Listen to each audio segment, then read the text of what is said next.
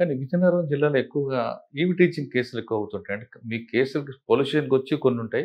రాకుండానే కొన్ని కాంప్రమైజ్ అవుతుంటారు. వాటి మీద మీరేమైనా షీ టీమ్స్ లాంటివి గాని, డెకా ఆపరేషన్‌లు గాని చేస్తుంటారా? సో, ఇప్పుడు ఈ మన నేనొచ్చినాక విజయనగరం టౌన్ వరకు షీ టీమ్స్ ఒకటి మేము స్టార్ట్ చేశాము. సో, మీరు చెప్పినట్టు సాయంత్రం టైంకి, అదేవిధంగా కొంతమంది రాత్రి టైంకి కూడా ఈవ్ టీజింగ్ జరుగుతా ఉంటది. సో, ఈవ్ టీజింగ్ కంట్రోల్ చేయడానికి షీ టీమ్స్ స్టార్ట్ చేయడం జరిగింది. అది కూడా మంచి ఫలితాలు ఇస్తా ఉంది. సో, హ్మ్. అదే విధంగా ఈ పాక్సో కేసెస్ కూడా మనకి చాలా జరుగుతుంటాయి. చాలామంది ఆహ్, ప్రేమలో పడి ఎలోప్ అవ్వడము, దాని తర్వాత వాళ్ళ మీద పాక్సో కేస్ రిజిస్టర్ అవ్వడము, అరెస్ట్ అవ్వడం జరుగుతా ఉంది.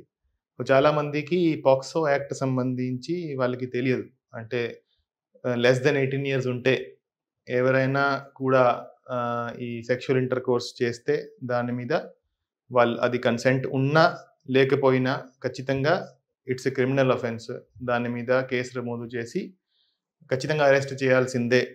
ఖచ్చితంగా శిక్ష భరించాల్సిందే అనేది చాలా మందికి తెలీదు. దాని అవును. మీద కూడా మేము స్కూల్స్‌లో వెళ్లి, కాలేజెస్‌లో వెళ్లి అవగాహన కల్పిస్తున్నాము. సో థట్ ఇటువంటి తెలియకుండా ఇటువంటి యాక్టివిటీస్‌లో ఇటువంటి నేరాలు జరగకుండా మనం ఏమైనా ఎన్‌ష్యూర్ చేయగలుగుతాం.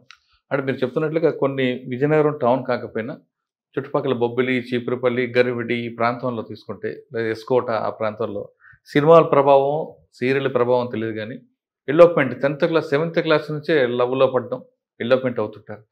ఆ 7థ్ క్లాస్ నుంచే వాళ్ళకి మనం క్లాసుల్లోకి వెళ్లి ఈ ఇష్యూ చెప్తే కొంచెం మార్పొచ్చే అవకాశం ఉంది కదండీ!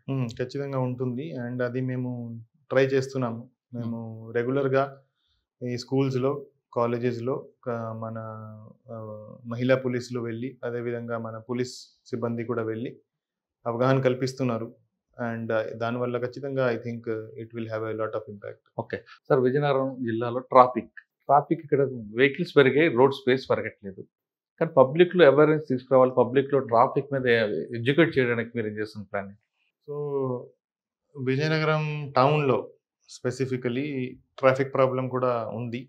సో, చాలామంది మైనర్ డ్రైవింగ్ చేస్తుంటారు. హ్మ్. చాలామంది ట్రిపుల్ డ్రైవింగ్ చేస్తుంటారు without licence, without number plate. So, దాని మీద మేము రెగ్యులర్‌గా డ్రైవ్ చేస్తున్నాము. సో, స్పెషల్ డ్రైవ్ నిర్వహిస్తున్నాము. సో, ఎవరైనా ఈ ట్రిపుల్ రైడింగ్ చేస్తే, మైనర్ డ్రైవింగ్ చేస్తే వాళ్ళ బండ్లు సీజ్ చేస్తున్నాము. బండ్లు సీజ్ చేసి పోలీస్ స్టేషన్‌లో పెట్టి నెక్స్ట్ డే వాళ్ళ తల్లిదండ్రులను పిలిపించి వాళ్ళకి హ్యాండ్ ఓవర్ చేస్తున్నాము. సో, దానివల్ల కూడా అంటే వాళ్ళకు మాట్లాడి వాళ్ళను కౌన్సెల్ చేసి అప్పుడు వాళ్ళకి బండి రిలీజ్ చేస్తున్నాము. సో, దానివల్ల కూడా చాలా వరకు I think triple riding and minor driving తగ్గింది. ఇక్కడ విజయనగరం జిల్లాలో ఇంకొక మెయిన్ ఇష్యూ ఉంటదండి. Rickshaw pullers. హ్మ్. వాళ్ళకి అవగాహన లేకపోవడం వల్ల చిన్న ఇంత గల్లీ ఉన్నా అందులో వాడు వెళ్తాడు. వాళ్ళతోనే ఎక్కువగా ప్రాబ్లమ్స్ వస్తుంటాయి. వాళ్ళకి ఎడ్యుకేట్ చేయడం ఏమైనా చేస్తున్నారా?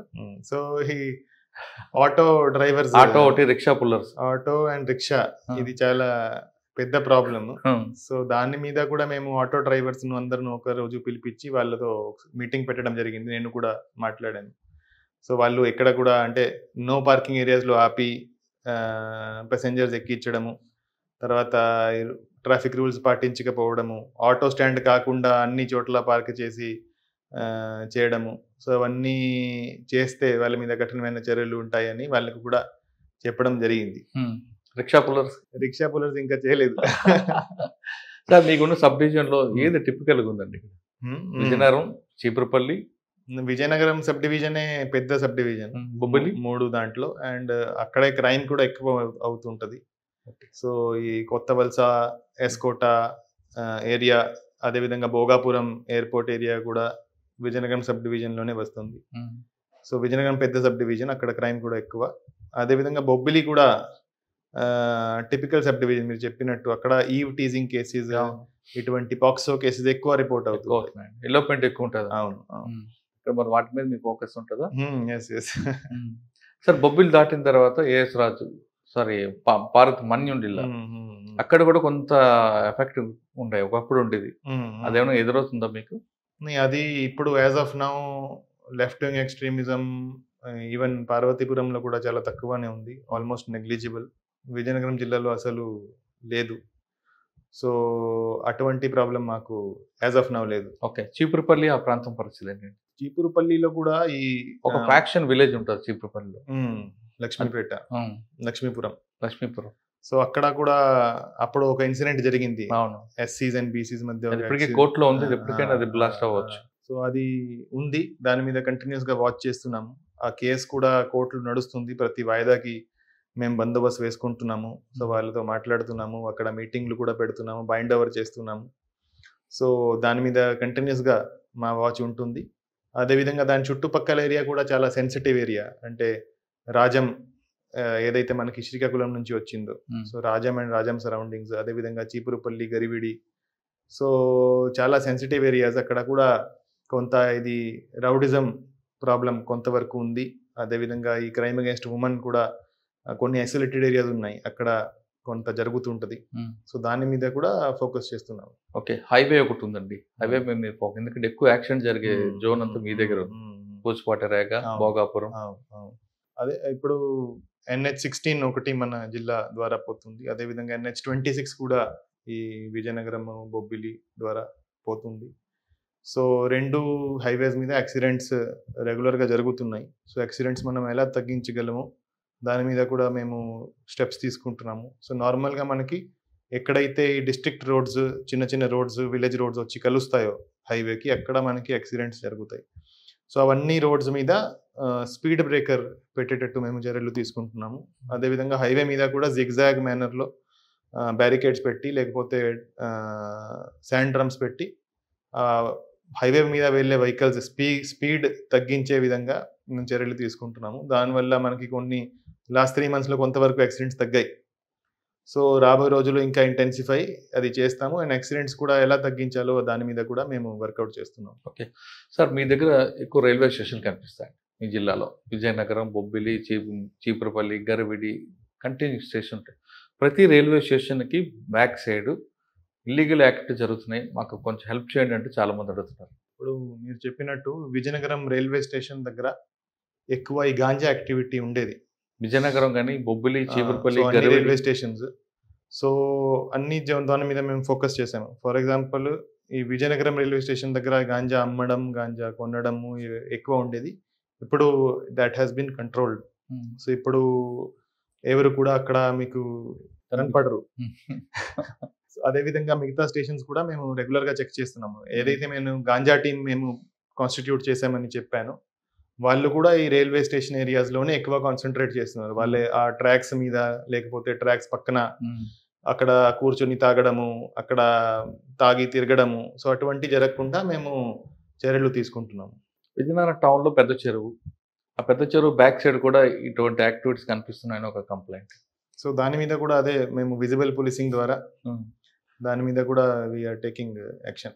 సార్, మీరు విజిబుల్ పోలీసింగ్ ఇస్తారా లేదా బేసిక్ పోలీసింగ్ ఎక్కువ ప్రయారిటీ ఇస్తారా? Visible policing is basic policing. So basic policing is the most important. అది ఎందుకండి చాలా మంది ఆఫీసర్లు టెక్నాలజీని వాడదాం అంటారు, బేసిక్ పోలీసింగ్ కి నెగ్లెక్ట్ చేస్తారు. కానీ మీరు మీ వైపు దాన్ని ఎక్కువ పట్టుకున్నారు. ఈ బేసిక్ పోలీసింగ్ మనం ఎప్పుడు కూడా వదలలేము.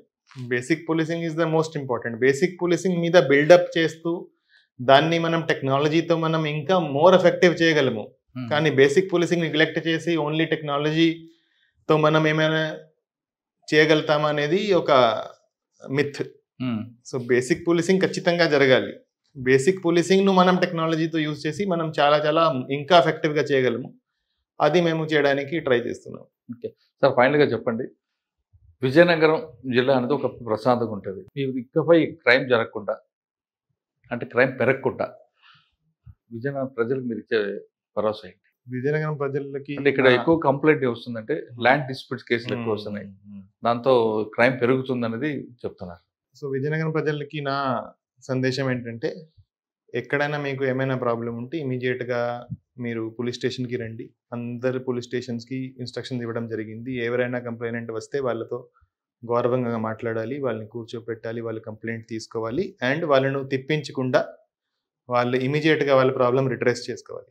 అక్కడ రిడ్రెస్ కాకపోతే ఎస్పీ ఆఫీస్ కూడా దగ్గరే ఉంది, ఎస్పీ ఆఫీస్కి డైరెక్ట్గా రావచ్చు, లేకపోతే డిఎస్పీ ఆఫీసెస్, ఇన్స్పెక్టర్ ఆఫీసెస్ ఉంటాయి.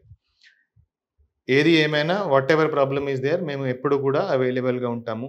మా ఫోన్ నెంబర్స్ ఉన్నాయి, మా హెల్ప్ లైన్ నెంబర్ ఉంది. సో దాని మీద కూడా ఏ కాల్ నా నంబర్‌కి కూడా వచ్చినా ఖచ్చితంగా ప్రతి కాల్ మేము అటెండ్ చేస్తున్నాము. అది కంట్రోల్ రూమ్‌కి పెట్టడమా, లేకపోతే నేను అటెండ్ చేయడమా, ప్రతి కాల్ మేము అటెండ్ చేస్తున్నాము. సో ఎవరికైనా ఏమైనా ప్రాబ్లమ్ ఉంటే ఇమ్మీడియేట్‌గా పోలీస్ డిపార్ట్మెంట్‌ని అప్రోచ్ చేయండి. మేము మీ ప్రాబ్లమ్ ఖచ్చితంగా రిజాల్వ్ చేస్తాము అండ్ చట్టపరమైన చర్యలు తీసుకుంటాం.